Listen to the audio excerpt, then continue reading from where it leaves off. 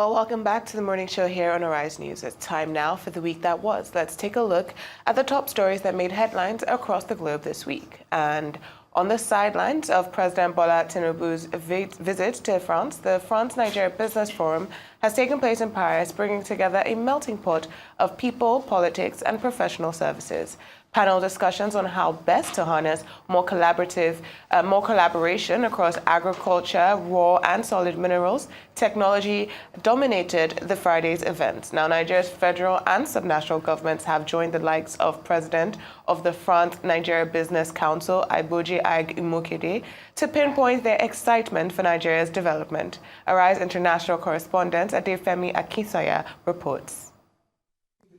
Let's get down to business. At the France-Nigeria Business Forum in Paris, agriculture, infrastructure, technology and energy were all discussed as panels shared their plans for a mutually beneficial future, which Nigeria's federal government says it's ready for. Nigeria has undertaken major macroeconomic reforms, which in a nutshell have removed subsidies that were costing 5% of GDP, of around $20 billion a year of lost value to the economy, to the federal government's purse, and of course to its fiscal position. Having done that, an important aspect of that whole process of, in fact, the market pricing of petroleum products versus having a huge subsidy on petroleum products is that there is domestic refining of crude. For the first time in about 3 decades, we now have domestic refining of crude, and it's by the private sector, by the Dangote Petrochemical Refining Company. In addition, also, government refineries are now coming back on stream. That is giving a basis for market pricing of petroleum products. That's one, but also it is providing industrial raw materials. So we are re-energizing that step and also rejuvenating, I would say, that move towards industrialization, to making the economy more complex. One person responsible for the industrialization seen in Nigeria is Africa's richest man, Aliko Dangote. And with France, there is more expansion en route. We are not only in the oil, we are in fertilizer, we are in petrochemicals. So, and I think, there are quite a lot of synergy, between us and some of the French companies that are operating both here and in Nigeria. One of the companies that we're dealing with is CMA, and I think with CMA, we have almost like capacity of shipping about 200 containers of polypropylene every day. So, there's quite a lot of business, and we're looking at doing some petrochemicals with some of the French companies. But I think the relationship with France has been taken to totally a different level because of the interest of President Macron, especially, on Nigeria. You can see, giving licenses to Nigerian banks is like, buying candy in a shop. And, that will actually transform quite a lot. Most of these banks will do very, very, very well here. Ask Access. They've led the charge of Nigerian banks setting up shop in France, paving the way for Zenith and UBA to do the same this week.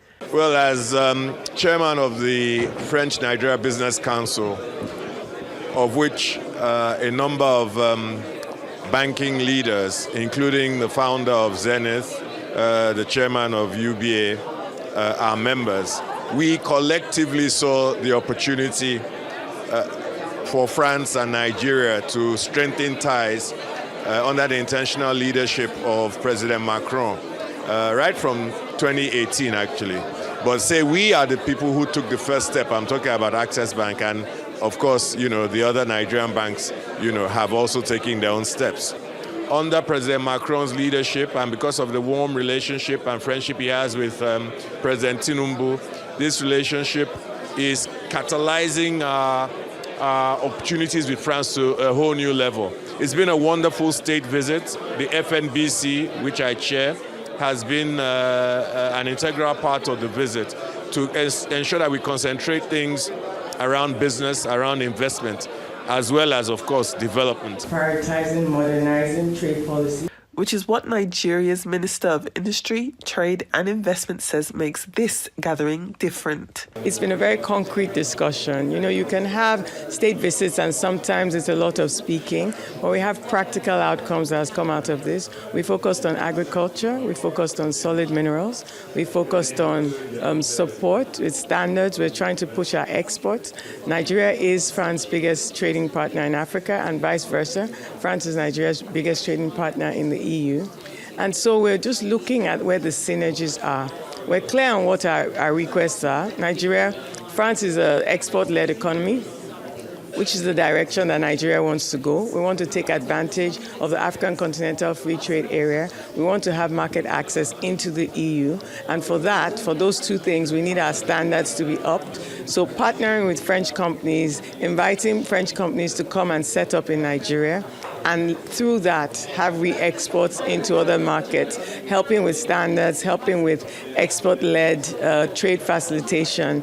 Those are the kinds of areas concretely we've been looking at. We looked at trade policy, investment policy discussions, concretizing that. We signed a couple of MOUs in mining, in culture. We'd like nice museums in Nigeria as well. We'd like to build on French expertise in cinematography. Government leaders at the subnational level are taking advantage of the opportunities available for the betterment of the states they lead. I think this has been an unbelievable, productive opportunity for both countries, Nigeria and France. I'm extremely proud. I couldn't be more proud to be a Nigerian. First, let me appreciate President Emmanuel Macron for hosting our President Bola Ahmed Tinubu. Not just hosting him, but showing commitment, demonstrating support, coming out bold to say, look, I believe in this administration. I believe in your leadership. I believe in your reforms. We're convinced about them. We are going to support you. We're going to partner with you. We will be with you. We'll invest in Nigeria. We'll promote the partnership between Nigeria and the French. And there couldn't have been a better takeaway than that. This is a very great opportunity, not just for Nigeria, but for France as well. Benue, an agrarian state, produces so much. We experience a lot of post-harvest wastes. That is one of the angles I'm trying to tackle in here. But first of all, we need to, up our game. We are still doing the traditional way. We need to go full-time mechanization because we have the water, we have the soil, and we have all the opportunities it takes for this. And it's that ambition which makes the connections being made at the forum that much optimistically fruitful. It's all heightening the Nigerian patriotism beaming through Paris. Seeing our president being received and seeing the Nigerian spirit and culture and the value of the human beings in Nigeria shine through quite clearly, for me was like phenomenal.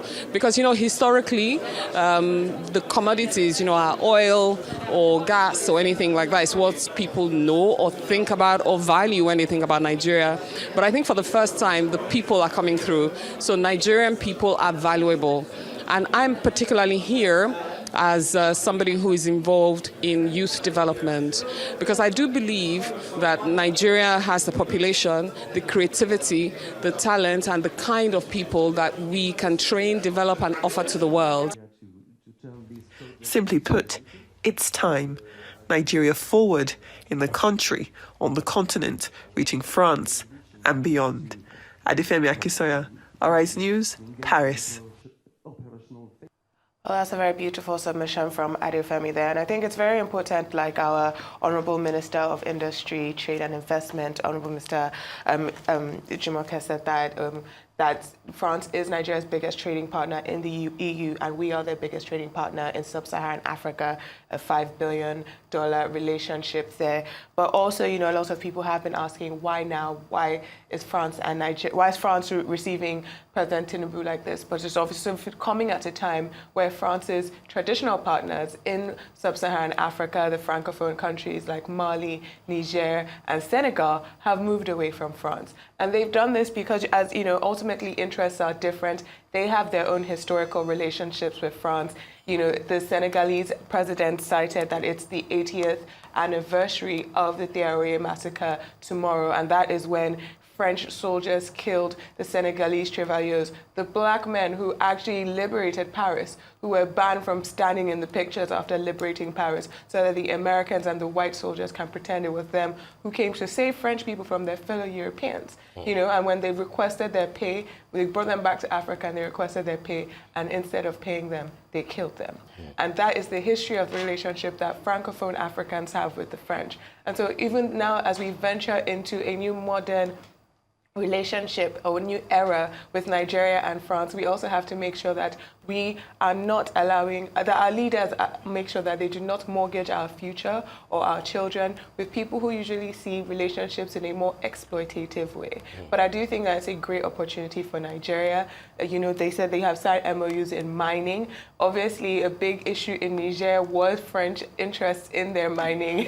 So, our minister there has said we've sent MOUs in mining, we sent MOUs in culture, which is all nice. But again, we need to be very careful that when we're relating with people who are used to extracting value from African nations and not returning it to them, we have to make sure that our futures are not mortgaged for Europe's benefit.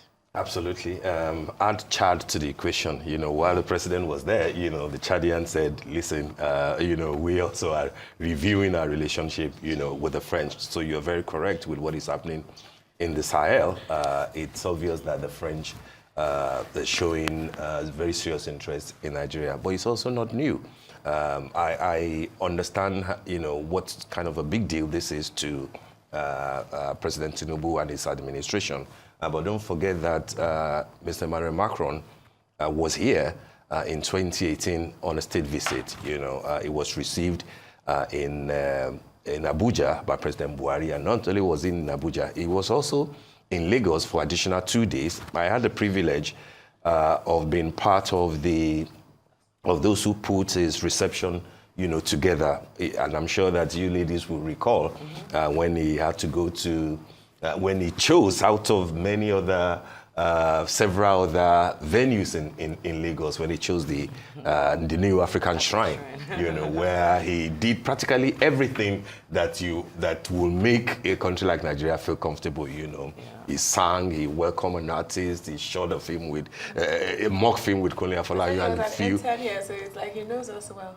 I remember that he said that anything that happens in the shrine, stays in the shrine. So I'm saying that it's not as if that we're just having a relationship with France. Practically all the things that we did or we're still doing in France at this moment, were sort of done in Nigeria when he came. That was when he also opened the Mike Adenuga Center. He had a business meeting too with, the Elumelus of this world and everything. But I think that it's an important thing for Nigeria, especially for Asiwaju Bola Ahmed Tinubu. I think that it puts him in a good stead internationally. Coming few weeks after personally receiving the Prime Minister of India in Abuja. And I think that this also signifies that these are two lucky, fortunate, and important personalities. If you recall, Asiwaju was the governor of Lagos State in his first term in office when Macron was in Abuja as an intern, in Nigeria. Now Macron is the president of France, and he's the president. Then Asiwaju is the president receiving him. So I think that it's a nice one. Outside of a few things that could have been done better in terms of his speech, like for example when he says something, when our president, says something about Giving children milk. Give them I milk think that's what you and were sandwich touching, and an egg a day, they will go learning. I'm not sure what was the point of that, saying that to Emmanuel Macron. What was it meant to do with that? And then, who is the designer for Asiwaju Bola Ahmed Tinubu? We knew that this would be in winter. And then he could have accommodated something that would have looked more, elegant, more chic, not like an oversized kind of winter jacket that they put the president on. And they should do a lot better, with that. But more importantly is to also acknowledge the fact that let's hope, like you said, Adesowa, that these people will have to make a good deal out of this. Because if you recall, it isn't the first time that France will welcome a Nigerian president.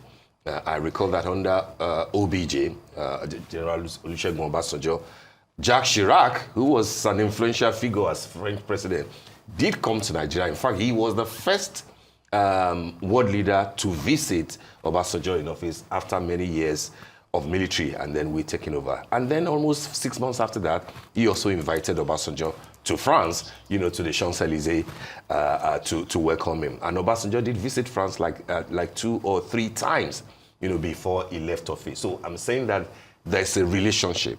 We should build on it. In building on it, don't let it appear as if we're desperately, in need of France. Like Jumoke Oduwole, the minister, said, we are their biggest trade partners in Africa. They are our biggest trade partners in Europe. Don't let us approach this as if they're doing us a favor. Yeah. They probably need Nigeria more than we need them, given what is happening in the Sahel. But I think it's a good one for Asiwaju Bola Ahmed Tinubu. I think that the fruits that will come out of this will be sweet for many Nigerians. Yeah, so even the French president said it. He said, it sweets me. Well, I like that pigeon thing. I took it yesterday. Yeah, I like the banter, the pigeon thing. Exactly. Similar to, was it Prince Charles, when he was still Prince, that did that when he came to Lagos, wore a Nigerian attire and then spoke pidgin. I think that was beautiful. Yeah, definitely. I mean, when we were taking the story this morning, I had no idea that we're going to do a bit of a fashion analysis on what the president was wearing. But, on to serious matters, of course, we're seeing these 2 agreements that have been signed. You think what he wore was not a serious matter? I mean, but I understand you. We're talking about the deals, of course, that were signed to boost infrastructure, of course, and development, as well as food security. We did see a number of things happen there as well. Zenith Bank opening their doors in Paris, with UBA, of course, to follow shortly after this. Government and financial agreements that were signed. Rightfully, just like Jumoke Oduwole talked about the MOUs that were signed in mining, as well as even the cultural aspects as well. I saw some of the people that attended outside of the policymakers and the governors and the heads of certain departments. We also saw a foray of a lot of cultural gatekeepers in Nigeria, as it were. And, when we look at, the Nigeria's presidential spokesperson, Bayo Onanuga, who actually confirmed that during the state visit to Paris, we're seeing about €300 million investment plan to also support critical infrastructure, healthcare, transportation, agriculture, renewable energy, and human capital development across Nigeria. It is a good thing, but like I always say, we've gone on multiple trips before. We've visited, this is not new to Nigeria, but it's really about making sure that we're not just signing these agreements and coming back and not following up on them, but there is actually a roadmap to how we're going to get to the promised land, or to the finish line. And when we also think about what also transpired, we talk about the dinner that happened. I thought that was very interesting to see that French band, yes, trying their absolute best to sing P-Square's testimony or testimony, whatever they want to call it. I just thought that was really interesting. Of course, Asha was there. She's a big star here in Nigeria and also in France. It was really, heartwarming to see those relations. But then again, let it not just be all fun and games. Let's actually see the impact that this trip is going to have on the average Nigerian citizen. Absolutely. The dinner was a beautiful evening, yes. by the way. You should have been there now. That's your second. Champs-Élysées. Yeah. All right, we'll move on. And another good story, by the way.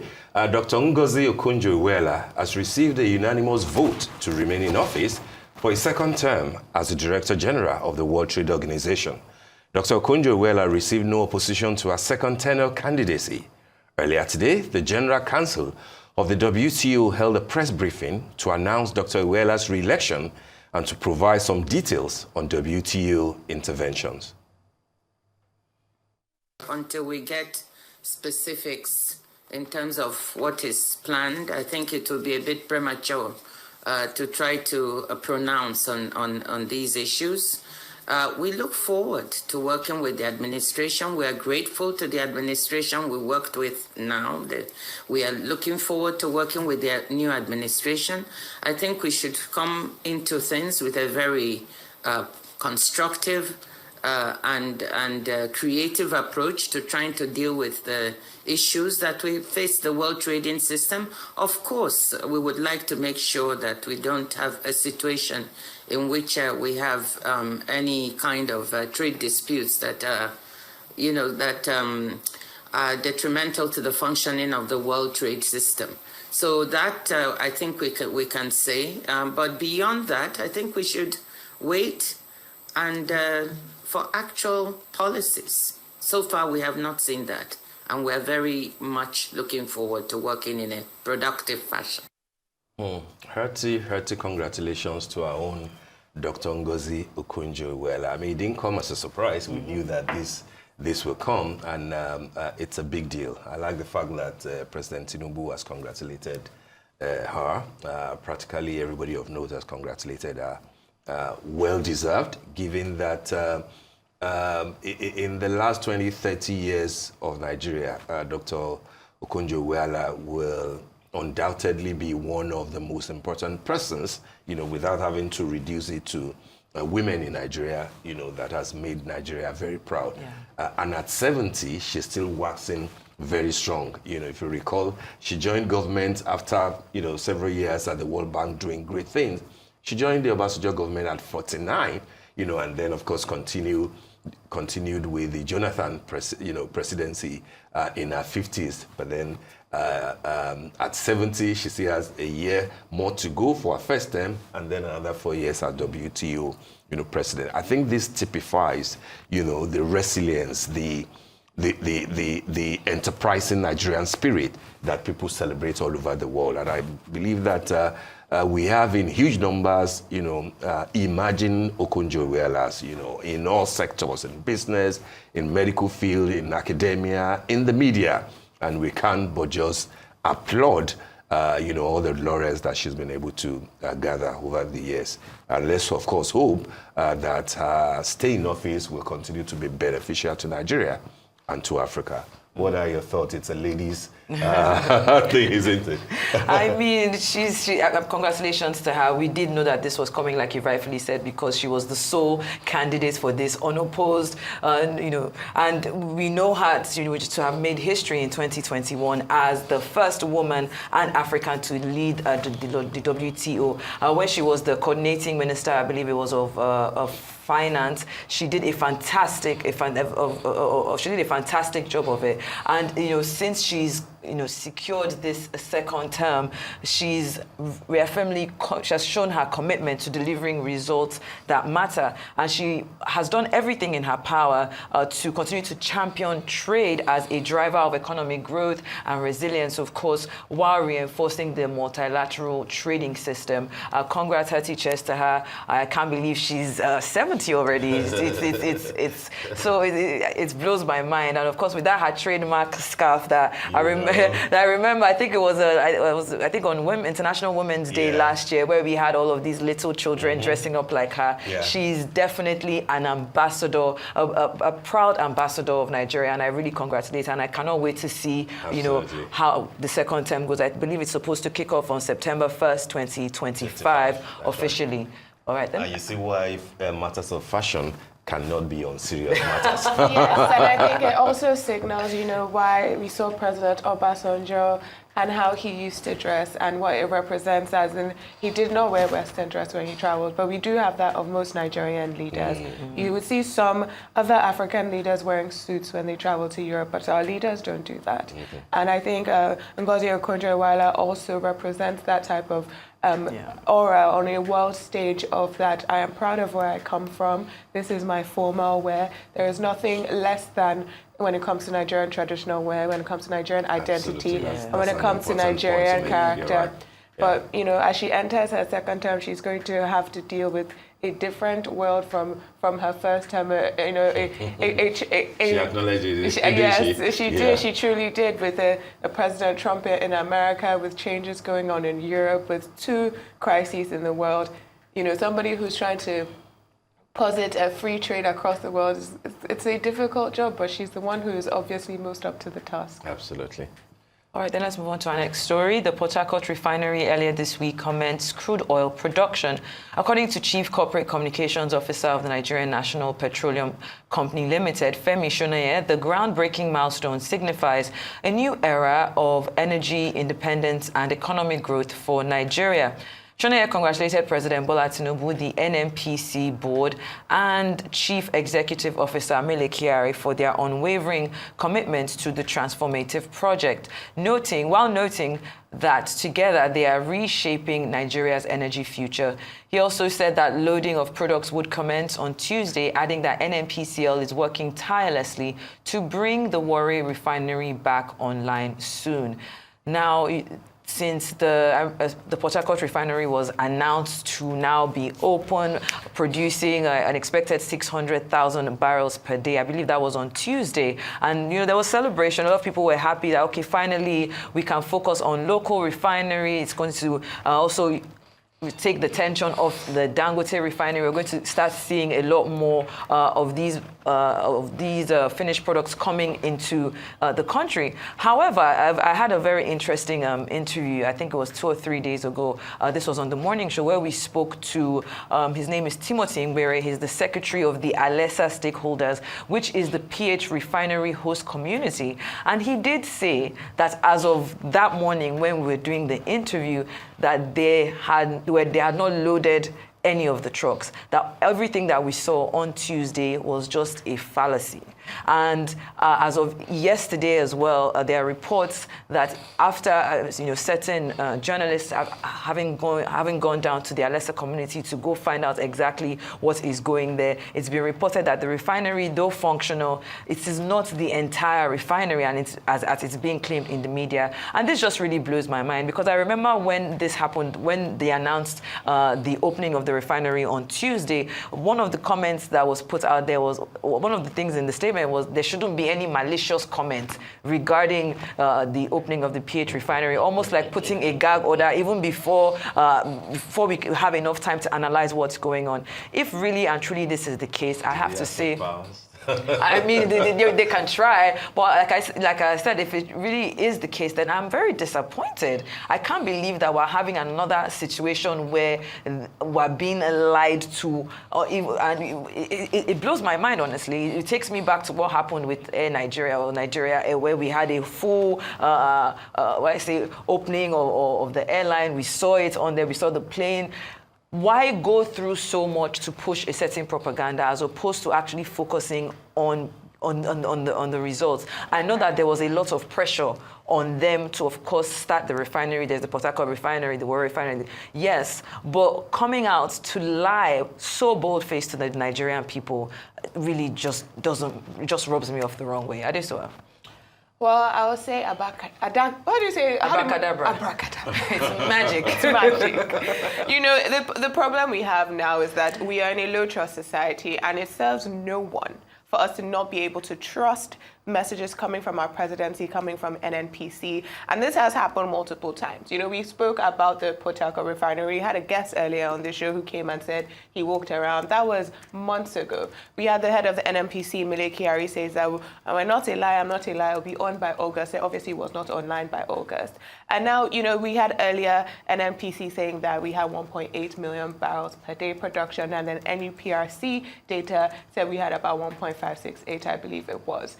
Disparities. The data will show one thing and the statements will say another. You know, we've seen alleged leaked email saying that what is actually being refined and the Port Harcourt refinery is naphtha condensate, which is really paint thinner, and then mixed afterwards. And so there are questions, but these questions come because they are not clear. They are willingly obscure, and you have to ask if they are willingly misleading the Nigerian people. Yeah. And ultimately, my question is, to what end? It is like you said with Air Nigeria, who went to bring the fire truck and pour water, and put a sticker on a plane and say there's going to be Air Nigeria. To what end? Because then we will not see flight attendants, we will not see flight routes, we will not see planes taking off. To what end? And when you continue to do this, right, when you continue to obscure the facts, when you continue to make Nigerians, every Nigerian now, every average Nigerian who can read and write has become PMS expert, because you know so much. Because you can't just take for a fact that, okay, what statement is coming out from my government is true. And that is the shame in all of this. Totally. So I agree with you. Very quickly, I will approach it, from two perspectives. First, focusing fully on the shame, in quotes, that is happening with the refinery, with the 60,000 capacity refinery that we thought, was going to run smoothly. The Punch is reporting today with a banner headline saying that Port Harcourt refinery halts operations, loading bay empty. That's the Punch today. And then with a rider, they are calibrating pumps, says Petroan. This is something clearly that NNPC will need to give commonsensical explanation to. It's beyond. I don't get the point of all these explaining things through press releases. If this is something that deserves celebration, as they are telling Nigerians, let Mele Kyari, let whoever is the head of the Port Harcourt refinery come out openly and break down, the successes that they claim that they have recorded. Just because you're talking about celebrations, normally even in Nigeria, if a governor finishes a road, they have a ceremony, they cut a ribbon. I was so surprised to see that Port Harcourt refinery was allegedly online, and no governor, no LG chairman, no ribbon, no plaque. I was wondering, why do they keep this so it's subdued? Even the response from the presidency wasn't impressive, given the fact that the president is the substantive minister of petroleum. Yes. And he shouldn't be reacting to announcement from NNPC, the fact that the refinery will work ought to be on his table, detailing everything. He will have asked all the questions before he now celebrates prematurely. And then in 3 days after Punch will now be reporting that, the loading bays are empty. This is embarrassing to the president. It's embarrassing to everybody who's a Nigerian, and I'm reluctant, I'm trying very hard not to label this as mere propaganda or abracadabra. I'm hoping that they will come with an explanation that shows that, something happened along the line, it's not unusual and things like that. But of course, how many Nigerians would believe, given the number of misses, promises never delivered that people have gone through. And why should we be celebrating if you have promised us 6 times and you failed? And then the last 7th time that you are now saying that, we are now fully on stream, we are back to, debating nonsense. Yes. That's one. And very quickly, the second part, which we discussed, off air, will be the part that seems to suggest that Nigerian refineries, the ones owned by NNPC, had never worked until Dangote came, this year, which is not true, because I also saw, sadly, the Minister of Finance and Coordinating Minister of the Economy trumpeting that inchoate submission in France. But he only needs, like most people who do not know, he only needs to read the information coming from the stables of government itself. And I quote to you what Punch reported only last month about the MBS, giving details of how the refineries worked up until 2021, when the Buhari administration release money for the latest round of turnaround maintenance. And it says here, from 2015 to 2019, very quickly, Nigeria could only produce 1.46 billion liters of petrol due to low refining capacity. Highlight low refining capacity caused by the country's inactive refineries, as reported by the National Bureau of Statistics. It disclosed this in the 2023 Petroleum Product Distribution Statistics released recently. And the Punch, which I'm quoting, observed that the 1.46 billion liters produced within the period was not up to what the country will consume in 2 months. But then even if it was for the totality of it, within 4 years, was about a 6 weeks thing. Where were they distributed to? How more did NNPC make? Does that reflect in the balance sheet of the NNPC that the little that we were able to refine between 2015 and 2019 did register, in our account? And it says, according to the report, in 2015, the country produced 377.9 million liters of petrol, 1.5 million liters in 2016, 951.56 million in 2017, and 128.1 million liters in 2019. There's no record of production in 2018. Up until 2021, when Buhari says, hey, we can't continue like this, let's fix this thing. And if the money that Buhari has spent, will be justified, this is what we are supposed to be seeing in, Port Harcourt 2 coming back to life, Warri, Port Harcourt 1, and hopefully Kaduna, given that it has a different set, of challenges. But NNPC will have to come out clean. Not just about the fact that Port Harcourt 2 seems to be a deception, but about the fact that even between 2015 and 2019, how much in total did you actually produce and how much did you make? Because they were never totally dead, as some people are made to believe.